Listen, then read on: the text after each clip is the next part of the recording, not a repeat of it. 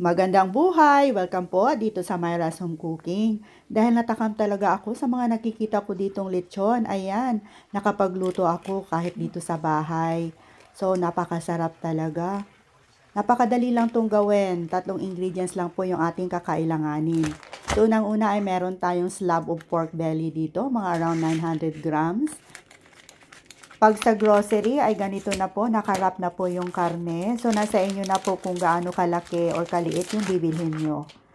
At pagkatapos ay ikat lang natin to into 2 parts. Ayan, hinati na natin para madaling maluto. At pagkatapos ay punasan lang muna natin ng paper towels to dries up.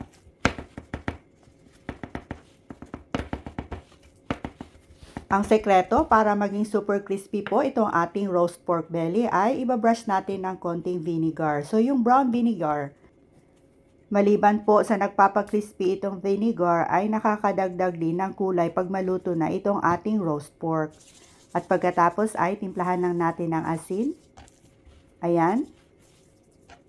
So i-rub lang natin para even po ang pagkatimpla. I-preheat lang natin yung ating oven ng about 390 degrees Fahrenheit and then lutuin lang natin ng mga about 1 to 2 hours hanggat maging golden brown. At eto na po yung ating roast pork belly sa oven. Ayan, ang sarap-sarap, nakakatakam.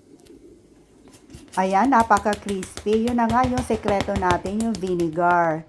So, syempre, isi-serve na natin to kaagad. So, i-chop lang natin into bite size. Ay nako, ang sarap. So, craving satisfied na ako dito. So, pag meron tayong tuyo mansi na maanghang, so perfect. So, itry nyo na din tong gawin mga mamshay. Minsanan lang to. So, tara, kain po tayo. Maraming salamat.